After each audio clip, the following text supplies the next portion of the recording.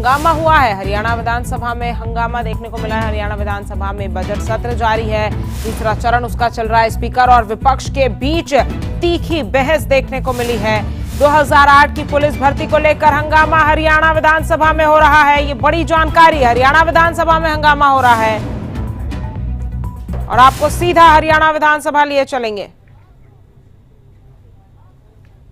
क्या कर सकते हैं? नहीं नहीं साहब, आप एक बार बैठ। आप या तो सीट पे बैठिए, अगर हाउस में रहना तो सीट पे बैठिए आप लोग। आप साहब जी, ये ठीक नहीं हो रहा है। स्पीकर सर, हाउस में बैठ रहे हैं तो सीट पे बैठिए। निवेदन कर रहा हूँ। हाँ ठीक है, निवेदन ये वो आपका फैसला है, एक साथी वो आपका ने फैसला है। त्वरित नहीं, वो आपका फैसला है के ऊपर ठीक है। आज आप अपनी कोई भी एक व्यू बना बात कही। सकते हैं, वो आपका फैसला। आप सोच ताज्जुब की बात तो ये है, ऐसे नहीं नो, ऐसे अलाउ नहीं करूंगा मैं। हाँ नहीं, अब इस विषय में कोई चर्चा नहीं होगी, कोई चर्चा नहीं होगी। नो, कोई चर्चा नहीं होगी ना, इस तरीके से नहीं होगा। हाउस में बैठना है तो तरीके से बैठना पड़ेगा, ऐसे नहीं। वो आपकी मर्जी है, ठीक है, इट्स योर डिसीजन, ठीक है। सुनील सागवान, नहीं अब कोई नहीं बोलेगा, अब कोई। सुनील सागवान का समय शुरू हो रहा है, अब कोई नहीं बोलेगा। सुनील सागवान आप बोलिए। सर सबसे पहले तो मैं धन्यवाद देना चाहूंगा मुख्यमंत्री जी का, जिन्होंने दादरी के अंदर आर्म्ड फोर्सेज प्रिपरेटरी इंस्टीट्यूट की मंजूरी दी। बस ठीक है, अब बीच में कोई इंटरप्ट नहीं करेगा। सर बेदी जी 1 मिनट रुक जाओ। हाँ ठीक है, सर मेरा समय खत्म हो रहा है। ठीक है मंत्री जी, अब मंत्री जी नहीं यार, इतना भी मत करो। नहीं सर सबसे पहले तो मैं मुख्यमंत्री जी का धन्यवाद देना चाहूंगा। दादरी के अंदर इन्होंने आर्म्ड फोर्सेज प्रिपरेटरी इंस्टीट्यूट की जो घोषणा की है उसके लिए, क्योंकि उसके अंदर सर एनडीए के जितने भी बच्चे पेपर की तैयारी करेंगे उनकी ट्रेनिंग दी जाएगी, एसएसबी की ट्रेनिंग दी जाएगी। हमारा इलाका फौजी इलाका है सर, उसके बढ़ने के बाद हमारे इलाके को बहुत सारा फायदा होगा, जिसके अंदर आर्मी के अंदर ऑफिसर्स बेशुमार जाएंगे। स्पीकर महोदय, आपने मेरे को 5 मिनट का समय दिया है, लेकिन मैं 2 मिनट के अंदर ही कंक्लूड करूंगा। सिर्फ एक रिक्वेस्ट हाथ जोड़ के कर रहा हूं मुख्यमंत्री जी से, और एक रिक्वेस्ट हाथ जोड़ के कर रहा हूं मैं मेरी छोटी बहन श्रुति चौधरी से। हमारी दादरी डिस्ट्रीब्यूटरी बोंद डिस्ट्रीब्यूटरी है सर, उसके अंदर पानी नहीं आ रहा है सर। मैं बहन जी कह रही थी कि 8 दिन पानी आ रहा है, उसके अंदर पानी मुश्किल से 2 या 3 दिन आ रहा है, जिसके लिए सिर्फ और सिर्फ वाटर वर्क्स भरे जा रहे हैं सर। खेती के लिए कोई पानी का यूज नहीं हो रहा, क्योंकि पानी आ ही नहीं रहा जी। मैं दोनों से हाथ जोड़ के इस सदन के अंदर ये रिक्वेस्ट कर रहा हूं कि मेरे को नहर का पानी दे दिया जाए। और सबसे बड़ी, अब ये साथी चले गए, मेरे फादर इनकी सरकार के अंदर शामिल थे। मेरे फादर एक हमारे कार्यकर्ता की पर्ची लेके गए इसी थानेदार की भर्ती के अंदर, जिस थानेदार की भर्ती के अंदर ये विरोध करके बाहर चले गए। तत्कालीन मुख्यमंत्री ने ये कहा कि भाई भतीजा हो तो बता, नहीं तो नहीं लगेगा। भाई भतीजा कोई था नहीं सर, वो एक गरीब कार्यकर्ता था, तो वो सारे भतीजे इनके लगे। वो चाहे भूपेंद्र सिंह हुड्डा का भतीजा लगा हो, चाहे इनकी मैडम का भतीजा लगा हो, चाहे आनंद सिंह दंगी का भतीजा लगा हो, सबके सारे के सारे रिश्तेदार थे सर इनके। अब वो बाकी सारे। और देखिए, हरियाणा विधानसभा में हंगामे के बाद कांग्रेस ने सदन से वॉकआउट किया है। हरियाणा विधानसभा में हंगामा हुआ है, बड़ी जानकारी आप तक पहुंचा रहे हैं। कांग्रेस ने सदन से वॉकआउट कर दिया है। तो हरियाणा विधानसभा में हंगामे के बाद कांग्रेस ने सदन से वॉकआउट कर दिया है।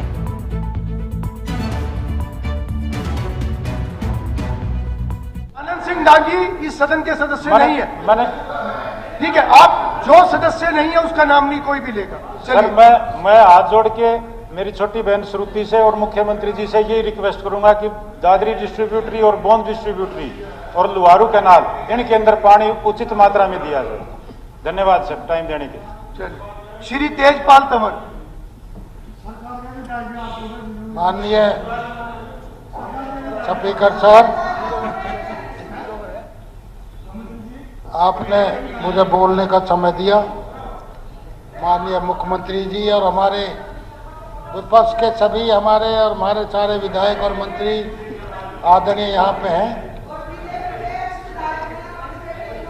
मैं बजट के ऊपर जीरो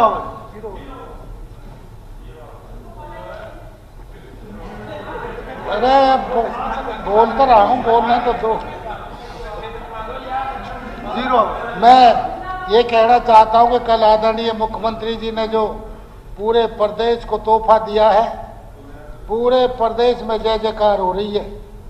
आदरणीय ऐसा बजट पेश किया है, सबके लिए सबको समाहित करके बजट पेश किया है। उसमें महिलाओं को कितना बड़ा पुरस्कार इस प्रदेश में दिया है और काफी हमारी बहनों ने जय जयकार किए। गाँव में पटाखे छूटे हैं, बड़ी जय जयकार हुई है। लोगों ने इस बजट को बहुत सराहा है। और ये लाडो योजना, ये रनिंग लाडो योजना बंद करें सर। देखिए एक मिनट तंवर साहब, देखिए मैं एक चीज स्पष्ट कर रहा हूं, ये रनिंग कमेंट्री दो मंत्री जी सर, मैं सभी को एक बात कह रहा हूं, ये रनिंग कमेंट्री बंद करें। इस तरह से हाउस नहीं चलेगा और मैं अलाउ नहीं करूंगा। मैं इस मामले में बिल्कुल क्लियर हूं। इतना कैजुअल वातावरण बनाने का प्रयास ना करें। जो लोग देख रहे हैं आप लोगों को, और हर मेंबर का आचरण लोग देखते हैं। आप जनता के प्रतिनिधि हैं, मैं कस्टोडियन हूं, इससे ज्यादा हम कुछ नहीं है। मेरा पुनः निवेदन है, कृपया सब अपनी सीमाओं के अंदर रहें। तेजपाल तंवर। आदरणीय स्पीकर सर, मेरे हल्का की कुछ मांगे हैं, मैं रखना चाहता हूं। जैसे हमारा एलिवेटेड जो हमारा राजीव चौक से सोहना तक बना, वो थोड़ा सा बीच में रह गया। अगर उसको उठा करके हम जो हमारी इंडस्ट्री IMT सोहना जो इंडस्ट्री एरिया है, वहां पे उसको पहुंचाया जाए, क्योंकि भीड़ भाड़ रहती है, वो हमारा ठीक हो जाएगा। एक हमारे यहाँ पे पानी की निकासी की बड़ी बड़ी सोसाइटियां आ गई है, लेकिन उन सोसाइटियों ने सबने धोखा किया। जितने लोग वहां पे रह रहे हैं उनके लिए उतना वो उचित नहीं है, तो उसमें भी हमें काम करके वो गंदे पानी की निकासी और पीने के पानी की निकासी भी करनी पड़ेगी। एक हमारा बाईपास सोहना जो बाईपास होकर के रिवाड़ी की तरफ जाता है, वो इतना बुरा हाल है, इतनी भीड़ होती है, एक बहुत लंबे लंबे जाम लगते हैं। तो हमारा एक बाईपास बनना चाहिए। सोहना में हमें 400 बेड का एक हॉस्पिटल दिया है, मैं मुख्यमंत्री जी का धन्यवाद करता हूं। और कल घोषणा की है कि भाई 4 लेन हम सोहना से रिवाड़ी, पटौदी और धारूहेड़ा रिवाड़ी तक जाएगा, उसके लिए मैं धन्यवाद करता हूं। और हमारे जो पीने के पानी की जो दिक्कत है, जो पानी की निकासी की दिक्कत है, आदरणीय स्पीकर सर, मैं कहना चाहता हूं कि वो हमारे पानी की जो समस्या है उसको जल्दी से जल्दी दूर किया जाए। वैसे तो सरकार ने बहुत कुछ किया है, लेकिन जो काम है जो हमारे अधूरे रह रहे हैं उनको किया जाए। हरचंदपुर डिस्ट्रीब्यूटरी जो हमारी थोड़ी अधूरी पड़ी है, अगर उसको चालू कर दें तो हमारे गाँव का कुछ गंदा जो नाले धोने का पानी भी उसमें आ जाएगा और किसानों को खेती के लिए पानी मिलेगा। हमारी यातायात की जो सुविधा है कुछ गाँव में, आदरणीय PWD मिनिस्टर यहाँ पे बैठे हैं, आदरणीय स्पीकर सर, हमारी कुछ सड़कों का बहुत बुरा हाल है। मैं उनसे अपील करना चाहता हूँ कि हमारी सड़कों को तुरंत बनाया जाए। हमारे क्षेत्र में काफी विकास हुए हैं, लेकिन सड़कें अभी थोड़ी सी गड़बड़ है, उनको हम ठीक करेंगे। मुख्यमंत्री जी ने बहुत मोटा बजट रखा है। वैसे तो सारी सड़कें पूरे प्रदेश की टनाटन हो जाएगी, सोने की नहीं, पूरे प्रदेश की सड़कें टनाटन हो जाएंगी। तो मैंने तो यही आपसे मेरी अपनी ये कुछ मांगे थी, मैंने आपके पेश किए। बहुत बहुत धन्यवाद। Shri Paramvir Singh. Thank you speaker साहब। मैं सबसे पहले तो ये उठाना चाहता हूँ जी, ये छोटी घटना नहीं थी जो 750 किसान वहाँ 13 महीने बैठ के वहाँ पूरे हुए। और मैं मांग करता हूँ 13 महीने को जो वेजिटेशन जो चला, किसानों की स्टेट ऑफ माइंड समझनी चाहिए जी। तो जितने भी केस दर्ज हुए किसानों पे, किसान एजिटेशन पिछले 50 संहिता लगने तक विधानसभा की, बड़ा दिल रखते हुए अब ये चलो तीसरी बार सरकार बन गई और इनको बड़ा दिल रखते हुए किसानों पे जितने केस दर्ज हुए हैं, स्टेट ऑफ माइंड समझनी चाहिए किसानों की। 750 बैठे पूरे हुए वहां, छोटी बात नहीं है ये।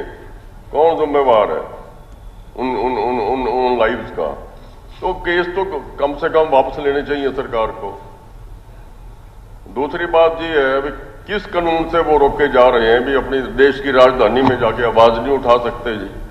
क्या कानून है ऐसा? देश की राजधानी में क्या खतरा हो गया है भी किसान वहां अपनी आवाज ना उठा सकेंगे देश की राजधानी जाके? और एक बात ये है जी, ये जो एमएसपी की बात है जी, गवर्नमेंट कह रही है जी एमएसपी, शेलर ओनर्स ने जितनी जीरी परचेज की आप पता करवा लो, फार्मर से पता करवा लो कि वो शेलर ओनर ने एमएसपी दी कि नहीं दी। सरकार सुनिश्चित करे, ये नहीं है भी सरकारी खरीद तो मिल जाएगी एमएसपी, पर शेलर ओनर भी एमएसपी दे, ये सुनिश्चित करे सरकार। नहीं मिली जी फार्मर को, शेलर ओनर से नहीं एमएसपी पे खरीद हुई। और कुछ हमें कुछ राहत देनी चाहिए किसान की लागत कम करने के लिए।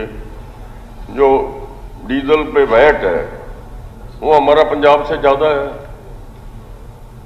पंजाब से ज्यादा है, ऐसा तो पंजाब से तो कम रखना चाहिए हमें।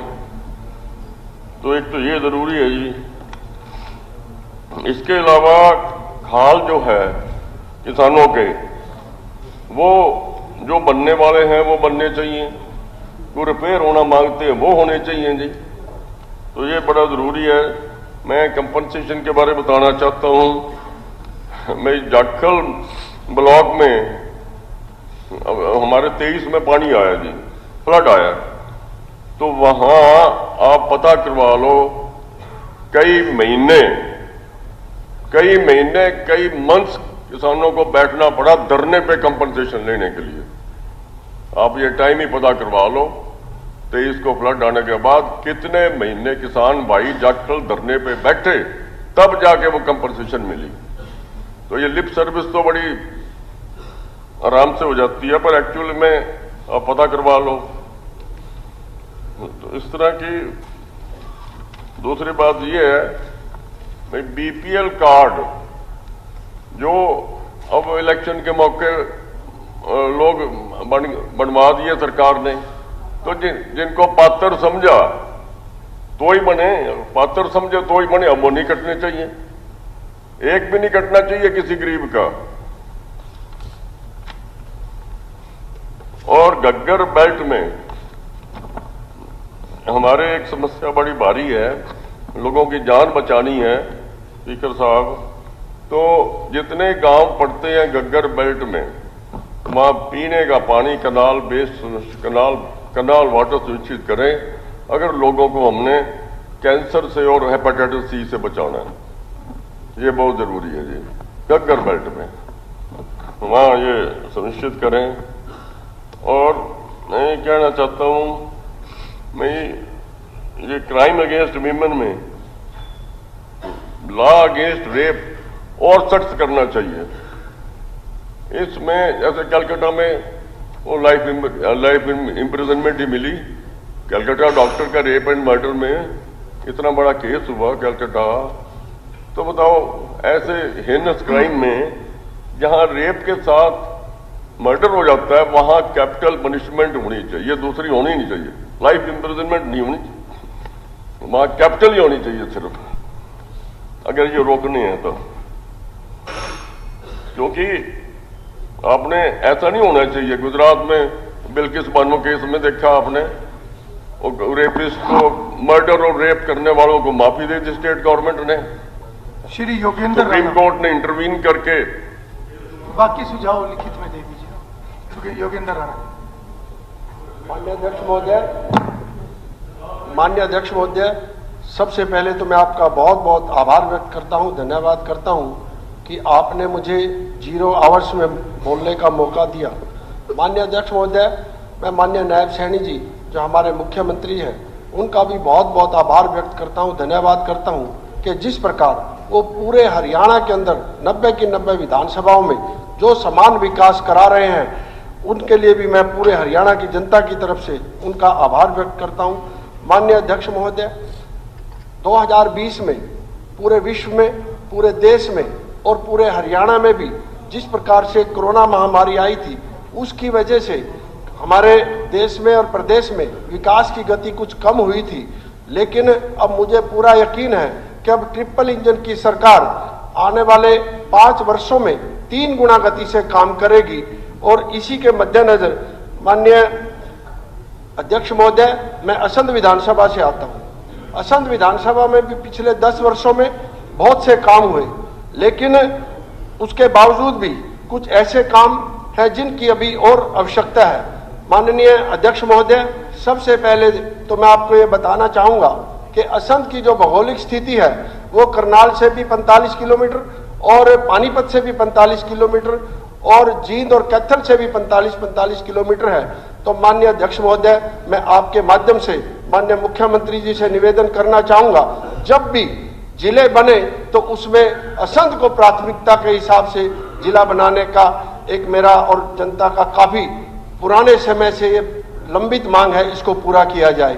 और दूसरा, माननीय अध्यक्ष महोदय, मैं आपके माध्यम से माननीय मुख्यमंत्री जी से निवेदन करना चाहूंगा कि जिस प्रकार से असंध करनाल से 45 किलोमीटर है और असंध से जींद रोड जो 152D और दिल्ली से जो कटरा हाईवे है वो भी असंध के पास से गुजरता है। उसकी वजह से करनाल और जींद जाने वाले जो वाहन हैं भारी मात्रा में जाते हैं। तो उसकी वजह से मैं आपके माध्यम से निवेदन करना चाहूंगा कि जो करनाल असंध सड़क है उसको 4 लेन किया जाए, जिससे आने वाले वाहनों को राहत मिल सके। और ऐसे ही माननीय अध्यक्ष महोदय, मैं कोहंड से लेकर एक असंध की एक सड़क है, वो गुडा के अंदर एक बॉटलिंग प्लांट है और ददलाना के अंदर एक रिफाइनरी है। आपकी विधानसभा भी माननीय मुख्यमंत्री माननीय अध्यक्ष जी उसी में आता है। मुझे उम्मीद है कि आप भी उसमें जरूर सहमत होंगे, क्योंकि इस बारे में 2-4 बार मेरी आपसे भी बात हुई है। यदि उसको भी 4 लेन किया जाए तो निश्चित रूप से जिस प्रकार से बड़े वाहन, चाहे वो तेल के हों चाहे वो गैस के सिलेंडर हो, पूरे हरियाणा में सप्लाई होते हैं, तो मेरा निवेदन उसको भी किया जाए। और एक सालवन गांव पड़ता है, उसका बाईपास बने तो जाम की स्थिति में भी कहीं ना कहीं निजात मिलेगी। माननीय अध्यक्ष महोदय, मैं आपके माध्यम से ये कहना चाहूंगा कि असंध में जिस प्रकार से 45 किलोमीटर है बड़े शहरों से, ट्रॉमा सेंटर की बहुत ज्यादा जरूरत है, क्योंकि ट्रॉमा सेंटर ना होने की वजह से कई बार जो एक्सीडेंटल केस होते हैं या सीरियस मरीज होते हैं उनको कहीं ना कहीं अपनी जान भी गंवानी पड़ती है। और एक वहां पर 100 बेड का हॉस्पिटल, एक जो हमारे ACS हैं जो डायरेक्टर हेल्थ हैं उनके पास एक लंबित है। मेरा अनुरोध है कि उसको भी जल्दी से जल्दी उस काम को करवाया जाए। तो माननीय अध्यक्ष महोदय, मैं आपके माध्यम से माननीय मुख्यमंत्री जी से निवेदन करना चाहूंगा कि युवाओं के लिए एक दादूपुर के अंदर शूटिंग रेंज की फिजिबिलिटी सारी पूरी हो चुकी है। यदि वहां बने तो निश्चित रूप से वहां के युवाओं को इस जिस प्रकार से हमारा प्रदेश खिलाड़ियों का प्रदेश है उनको और आगे जाने का मौका मिलेगा। और माननीय अध्यक्ष महोदय, असंध के अंदर एक सब डिवीजन राज्य परिवहन विभाग का जो 2017 से उसके मंजूर हुआ है, उसमें भी अभी वो शुरू नहीं हुआ, तो मेरा अनुरोध आपके माध्यम से वो भी शुरू किया जाए। एक मैं आपके माध्यम से माननीय मुख्यमंत्री से अनुरोध करूंगा कि असंध के अंदर एक HSVP का सेक्टर बनाया जाए और ऐसे ही एक उद्योग जरूरत है माननीय अध्यक्ष महोदय, क्योंकि 152D की वजह से वहां यदि कोई लॉजिस्टिक हब या कोई औद्योगिक क्षेत्र बनेगा, निश्चित रूप से वहां के लोगों को, किसानों को और सबको बहुत लाभ मिलेगा। और ऐसे ही महिलाओं के लिए भी मैं आपसे अनुरोध करना चाहूंगा अध्यक्ष महोदय, वहां पे कोई ऐसा एक ट्रेनिंग सेंटर बने जिससे वहां की हमारी बहनों को कहीं आगे बढ़ने में कोई ना कोई उनको मदद मिले। और ऐसे ही वहां एक शुगर मिल है माननीय अध्यक्ष महोदय, शुगर मिल एक प्राइवेट कंपनी ग्लोबल को दिया गया है। मैं मेरी और मांगे रहती है माननीय अध्यक्ष जी, लिख के दे। ठीक है, धन्यवाद। श्री राजेश जो